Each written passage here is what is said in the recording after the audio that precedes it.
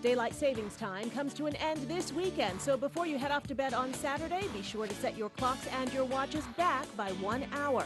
The official time change is Sunday morning at 2 a.m. So think of the seasons and fall back. The sun sets earlier, sure, but you get an extra hour of sleep. So this Saturday, wind those watches and clocks back. Just a friendly reminder brought to you by Bermuda Broadcasting.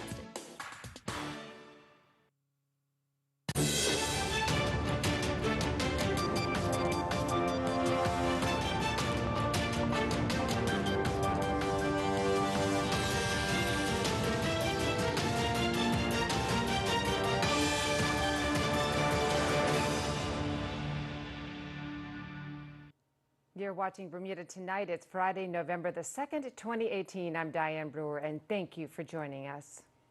Claims that Michael Weeks, the former Minister of Social Development and Sport, may have been forced to step down because of headway he was making in addressing a number of issues pertaining to his former portfolio, something that may well have been viewed as a perceived threat to the government. Gary Moreno brings us up to date. Well-placed sources have informed us that Mr. Weeks was insistent on investigating allegations of assault, negligence of children and fraud at the Department of Child and Family Services, and further that he'd called for the director of the department to be put on suspension pending the outcome of an investigation into the contents of a letter from attorney Saul Dismont, which you may remember was leaked to the press a few weeks ago. That letter, you may also recall, included allegations of a staff member assaulting a child client of Mr. Dismont's and the negligence of a number of staff in relation to a number of other children. We're told Mr. Dismont became aware of the information upon being appointed by the courts as the child's lawyer and appointing a litigation guardian who discovered all the information which they in turn provided to him. It's been suggested the director was aware of the allegations of assault and negligence but failed to act on that information. There has also been talk that staff at Child and Family Services were warned against providing information to the litigation guardian, a post for which we understand Mr. Weeks was an ardent supporter. Mr. Weeks' call for an investigation into the department reportedly did not find favor with some senior government officials. That investigation is said to have confirmed the allegations raised by attorney Saul Dismont, as well as uncovered a number of other issues at the Department of Child and Family Services, which it was felt, according to our source, required an internal audit of the department to be carried out. Mr. Weeks purportedly spoke of having an external investigation carried out into the goings-on at Child and Family Services, another proposal which reportedly did not find favor with senior government officials. What's more, with the Attorney General now responsible for Child and Family Services, some in the legal fraternity are questioning whether the AG, who, according to the Constitution, as the principal legal advisor to government, shall not be subject to the direction or control of any person or authority, can lawfully be assigned ministerial portfolios which are under the direction and control of others. Ironically, the report on the investigation into allegations against the Child and Family Services Department, as well as other alleged wrongdoings there, was supposed to have been submitted to Mr. Weeks on the 31st of October, the very day he was asked to relinquish his ministerial portfolio. Attempts to reach the former minister for comment have so far been unsuccessful, as he has not returned our calls or responded to email. Gary Moreno, reporting for the Bermuda Broadcasting News. Thanks, Gary. Well, in other news, more questions and answers. That's a reaction from child protection charity SCARS tonight to the conviction of David Miners for sexually exploiting an underage boy. The admission of guilt by the former road safety officer in the Supreme Court this week, continuing to rock the island, with many reacting in shock that such a well-known figure could commit such an offense. Tarai Trott picks up the story from here. Now that he is admitted to sexually abusing a child while in a position of trust and to showing inappropriate pornographic images to a child, former road safety officer David Miners now awaiting his sentence in the Supreme Court. The question is, once he completes his sentence, can he be rehabilitated back into the community? The way that anybody changes with any issue that they might have, whether it be an addiction. According to Debbie Ray Rivers, the founder and executive director of the children's safety charity SCARS, it all depends. I think that really depends on David. I think, first of all, we have to get to the root of why Mr. Miners, David Miners, did this. Where did all of this come from? What is the root of his pain? Why does he think it's okay to send, or whatever he's been charged with, why is that okay to do that with, to send pictures or be accused of sexual abuse. Why would he sexually abuse a child? Where is that coming from? The Supreme Court heard 43-year-old minors admitted to knowingly showing an explicit image and a video to the underage boy victim, as well as sexually exploiting the boy through inappropriate touch, which all took place in March this year. As far as the victim is concerned, how difficult will it be for this young boy to recover from this ordeal and have a normal life? Well, he needs to have great support in his life. He needs to understand. First, I would try to find out, is this the first time that he was sexually abused? Was there any prior abuse before this? I think we have to get to the bottom of that as well. Asked if she was surprised by the admission by such a high-profile person who worked around children. No, not at all, Tarai. 90% of people who sexually abuse children are people we know, love, or trust. Only 10% are victims, and they can be people in positions of trust. John Brunson is the chairman of the board of directors for SCARS and calls for organizations to ensure they have a code of conduct to govern how people within their organization interact with children. One new medium that poses tremendous risk to children is social media. We know that the greatest risk to our children are isolated one-on-one scenarios. More than 80% of the time, child sexual abuse begins in isolated one-on-one. And social media in today's world provides the greatest risk. And such a social media policy for organizations involving children need not be complicated. A simple rule would be, if you have a chat, you not only have a chat with the child that's in your care, but you also include a parent, a guardian, or others within that group. Elsewhere, Ms. Ray Rivers using the opportunity to raise awareness of the free in-house training SCARS offers to organizations aimed at preventing the sexual abuse of children. We want every adult in this community to become educated in how to recognize, prevent, and react responsibly to the issue of child sexual abuse.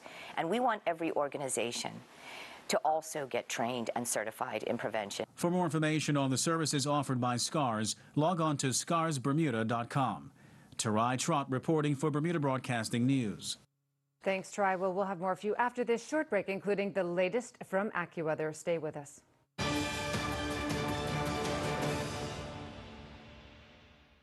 You can count on us. Save $2 on all varieties of imported potatoes, just $3.99 for a 5-pound bag. Fresh certified Angus beef, boneless ribeye steaks, $15.99 per pound. Tama spaghetti, just $1.79 for a 500-gram package. Inno Foods organic coconut clusters, $11.99 for a 16-ounce package. Save $2 on Halo Top ice cream, $6.99 for a 1-pint tub. All stores open Monday through Saturday from 7 a.m. to 10 p.m. and Sunday 9 a.m. to 7 p.m. for your shopping convenience. More people today rely on Mailboxes U.S. Express to bring their internet shopping into Bermuda than any other shipping service. Why? Because it's cheaper, quicker, and our staff are friendlier. Large international couriers charge more than $80 to bring a 1-pound package into Bermuda. When you use U.S. Express, you pay only $19.50. So when you're shopping online, trust the service that brings in more packages to Bermuda than anyone else. Mailboxes U.S. Express. Sign up today.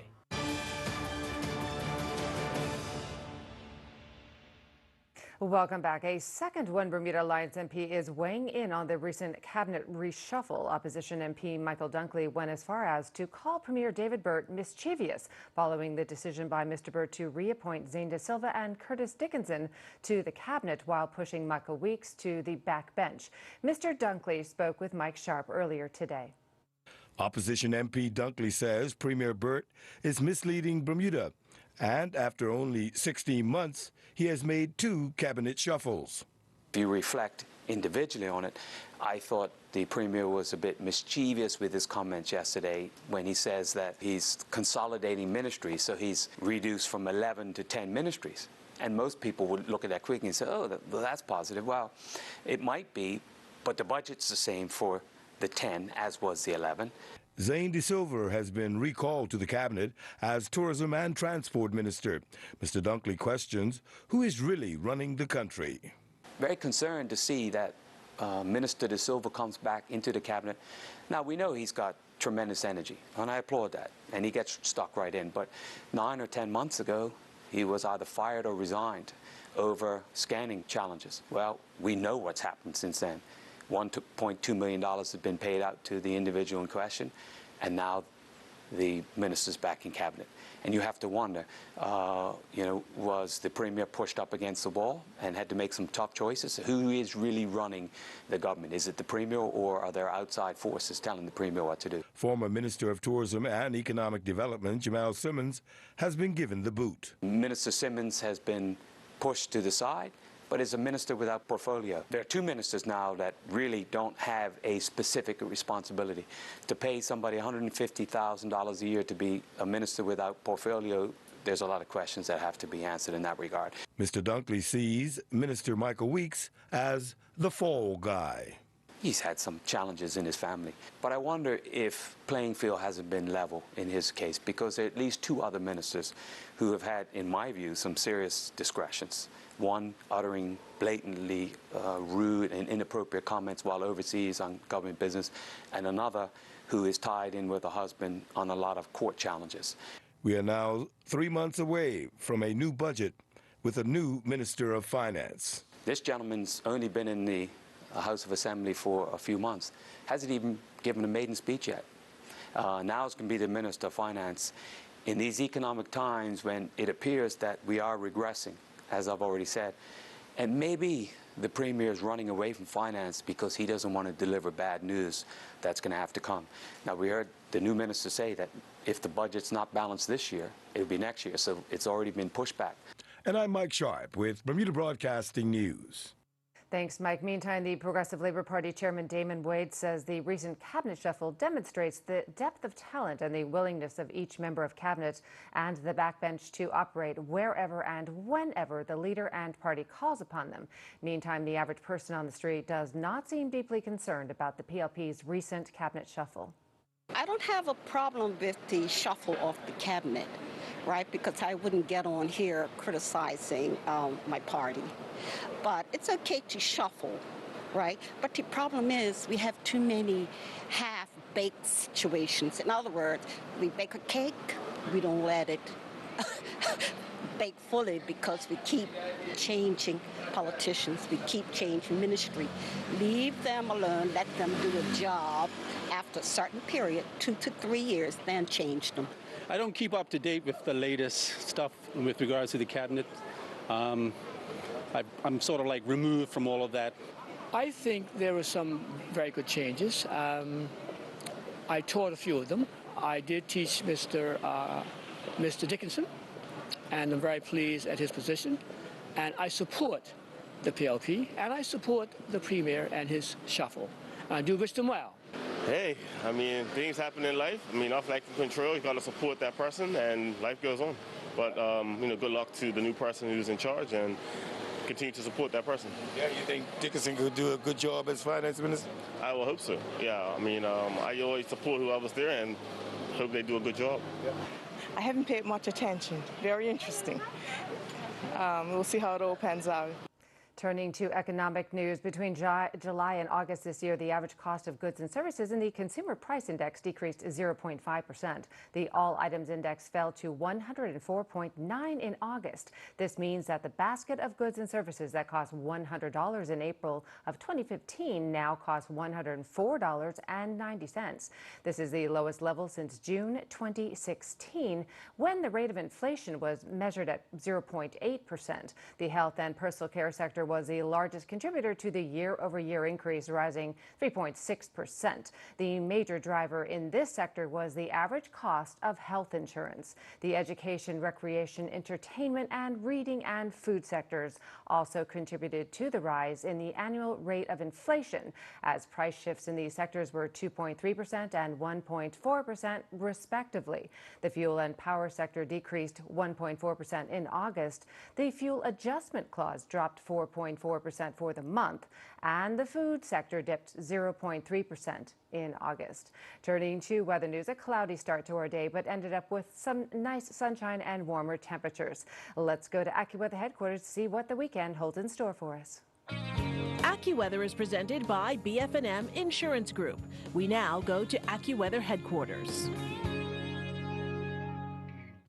This AccuWeather forecast here on ZBM is brought to us by the folks at the BF&M Insurance Group, and we have a pretty good forecast here. We've had a lot of clouds today, and we're going to try to get rid of them tomorrow. We have a better chance of seeing a little more sunshine in our Saturday forecast, as we'll be a little bit warmer with a little bit of a warmer breeze from the southeast. That should help us just a bit. But we have had a lot of these stratocumulus clouds in the neighborhood for a good chunk of the day, and with somewhat cooler air aloft, we just have had a hard time saying goodbye to them.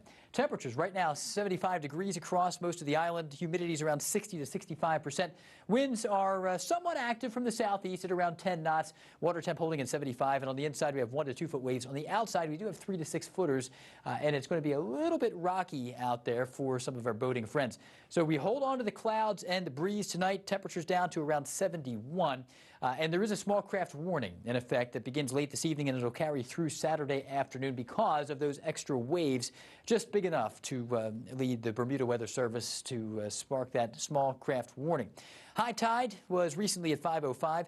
We have a low tide coming up at 11:29 tonight, another high tide at 5:40 Saturday morning, and another low tide as we approach midday on your Saturday. So tomorrow, a more optimistic forecast. A mix of sunshine and clouds, not quite as cloudy as today, breezy. Highs will be around 78 degrees, and here we are with high pressure. It's just off to the east, and that is the dominant feature on the Atlantic weather map. We also have a strong front firing off the east coast of the U.S. That'll stay off to our west for a while, so that's the good news, although it will get a little closer. The winds pick up a bit. You can see that well-defined front stays away. We do want to mention that this weekend is time to fall back. Daylight saving time comes to an end on Sunday morning. Turn the clocks back 1 hour. We also always remind people to change the batteries in their smoke detectors. It's important to have them. It's important to have smoke detectors with fresh batteries so you can keep your family members and yourself safe. It's always a good reminder to do that around the time we change the clocks. Current conditions across the Caribbean, decent time in Jamaica, scattered showers into Barbados and Trinidad. No tropical threats. Oscar is long gone, so that's good news. We can say goodbye and move on. And there are no tropical threats as we look forward over the next week or so in the Atlantic Basin. We're getting deeper into the end of hurricane season soon. Toronto, chilly. New York, wind and rain, especially into Boston, a real windy and wet Saturday. Atlanta's running cooler. Miami, scattered thunderstorms this weekend. And in London, we're around 55 with a partly sunny setup. The 5-day forecast, generally dry. Temperatures are in the upper 70s. Lows flirting with 70 here and there. No major weather hurdles, though, so that is good news. Enjoy your weekend. Back to you. AccuWeather was presented by BF&M Insurance Group.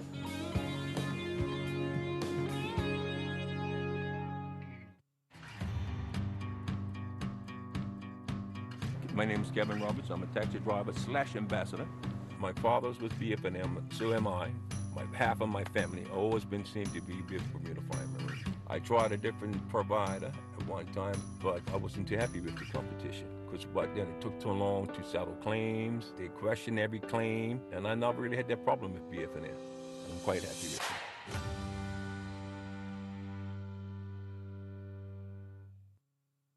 Attention all Bermuda! The new Reform Productions presents the annual Solid Gold Old School Double Floor Party at the Spinning Wheel on Saturday, November 3rd, the night the clock goes back. Your one-time admission gives you access to both floors. On the upper level, it's DJ Babyface, the Lion King from Trinidad and Tobago. And for the first time in Bermuda, it's DJ White Boy from Toronto, Canada. Right beside the Playboy Sound with DJ Trev and DJ Kid Fresh, playing all your reggae and dancehall classics. On the lower level, it's Bermuda's own DJ Juggling Jason, Lady DJ Jada, and DJ Roddy Gunn playing all the R&B, hip-hop, house, and soca classics. Your $20 advance tickets can be found at Casey's Cocktail Lounge, Jazzy's Boutique, and the Spinning Wheel. Admission is more at the door. Doors open up at 10 o'clock. Security is tight for the night with ID checks. It's the Big People's Party, all sponsored by Carrera Construction Limited, Auto Solutions, Roll With Us, Trip and the Money Shop, Island Construction Limited, Hennessy Cognac, Chevis, Fireball, Southern Comfort, with part proceeds to the Friends of Hope Academy, Bermuda. We'll see you there. It is time to fall back, Bermuda. Daylight savings time comes to an end this weekend, so before you head off to bed on Saturday, be sure to set your clocks and your watches back by 1 hour. The official time change is Sunday morning at 2 a.m. So think of the seasons and fall back. The sun sets earlier, sure, but you get an extra hour of sleep. So this Saturday, wind those watches and clocks back. Just a friendly reminder brought to you by Bermuda Broadcasting.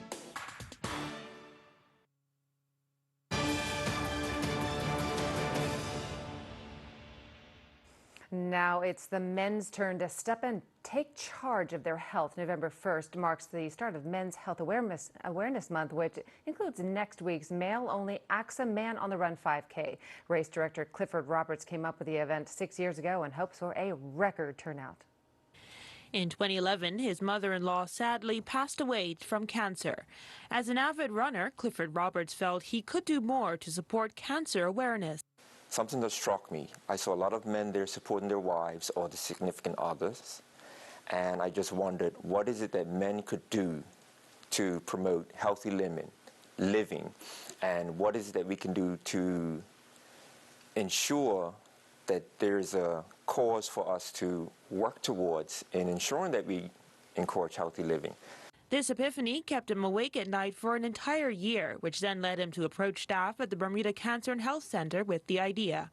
It was well received, and they too noticed that men tend not to reach out when it comes to health matters. Women are very easy in coming together and saying, look, I want to discuss my illness with a colleague or friend or family member. We don't do it as men. We don't do it because of that macho feeling that we can do it all on our own, and we need to get away from that and rely on the support that is out there without us even knowing it's out there. Prostate cancer is the leading cancer affecting men worldwide, and prevention can be as simple as eating well, quitting tobacco products, limiting alcohol, and regular exercise. The incidence rate tends to be higher in black males, 50% higher when it comes to prostate cancer. And it's really a matter of, again, men being their own advocate, those women in their lives who give them that extra nudge to encourage them to go to the doctor, get themselves checked. That little ache, that little pain, you never know what it is. It may be nothing, but it could be something more serious. Men are encouraged to grow their mustaches or wear a bow tie for the month in order to raise funds for the BCHC Equal Access Fund. I've been getting checked since I was 39. You know, I'm not going to tell you how old I am, but, you know, I've been getting checked. And men have to move away from getting the probe, the finger test, you know, because there is the PSA test where they can draw blood and check your PSA levels. And it's all about prevention. Early prevention means early detection. AXA's annual Man on the Run 5K Walk and Run event will take place on Sunday, November 11th at Wark Academy at 9 a.m. Organizers are hoping 400 males turn out for this year's walk. To sign up, go to racedayworld.com, or for more information on Movember events, go to cancer.bm. Jasmine Patterson reporting for Bermuda Broadcasting News. Thanks, Jasmine. And a free men's health screening will be taking place on November 15th at the Hamilton Seventh-day Adventist Church Hall. In other news, the upcoming 2019 Cahao nesting season is off to an early start, with breeding pairs returning to their underground burrows on the Nonsuch Island Nature Reserve and its surrounding islets earlier than expected. Principal Terrestrial Conservation Officer at the Department of Environmental and Natural Resources, Jeremy Medeiros, said many of the birds are returning a week ahead of normal, possibly due to favorable weather and good amounts of food in their traditional feeding grounds in the cold waters north of the Gulf Stream.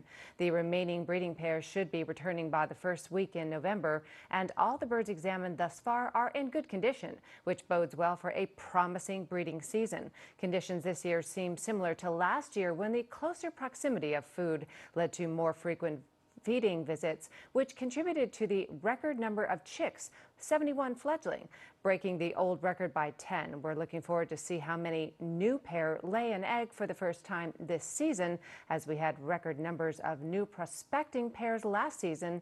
Last year's record number of 124 breeding pairs will hopefully also increase due to the number of new pairs coming online, and may approach 130 pairs. This represents a significant recovery thanks to an intensive management program from the original number of just 17 to 18 pairs in the 1960s, end quote. Once again from Jerry Medeiros.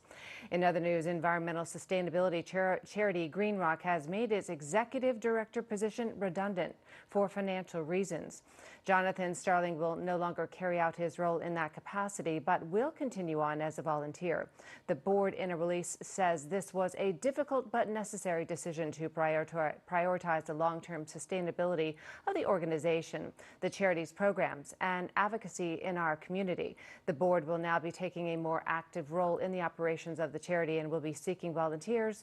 All of its initiatives, including environmental advocacy on energy, climate change, and marine sustainability, will continue. Well, still to come, Earl Baisden will have your sports in just a few minutes.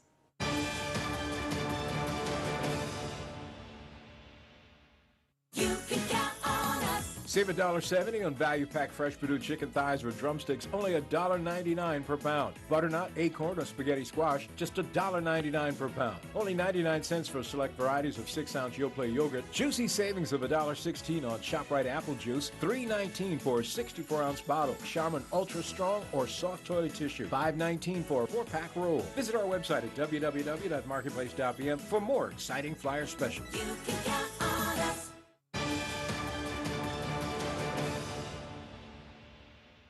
Turning to sports now, Bermuda under-20 men's football team coach Ray Jones discusses the team's defeat to Costa Rica. The Dudley E finals are now set after semifinal play took place at the BAA field last night, and the annual sports award nomination forms should be out next week. Earl Baisden has it all in tonight's sports report.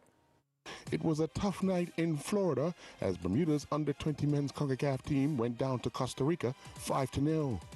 Bermuda coach Ray Jones summed up the match this way. Overall, I think Costa Rica dominated the game pretty much from start to finish.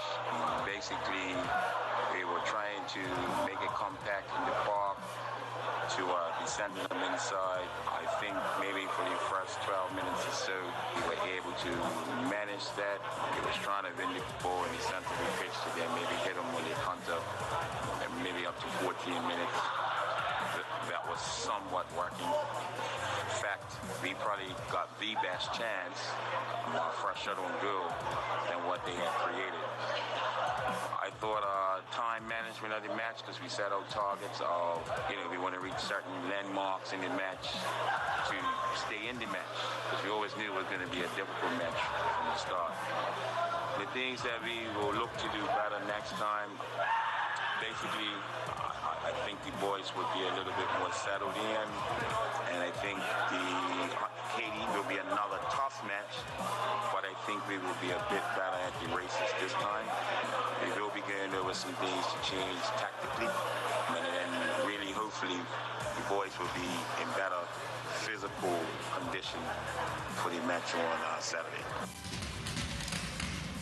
Robin Hood and the Somerset Trojans will meet in the Dudley E final at the Wellington Oval on November the 11th. This after they both won their semifinals at the BAA field last evening. In the opener, after a scoreless first half, a lone strike from Jalen Bather earned Robin Hood a spot in the final with a 1-0 win over the North Village Rams. PHC Zebras and Somerset Trojans would play to a 1-1 draw. The game would go into extra time, with the Trojans winning 5-4 on kicks from the penalty mark. The Somerset Trojans would get on the scoreboard first in the 51st minute when Trevin Ming scored, but the PHC Zebras would equalize in the 90th minute when a free kick from Markel Waldron found its way to the back of the net, with the goalkeeper left stranded.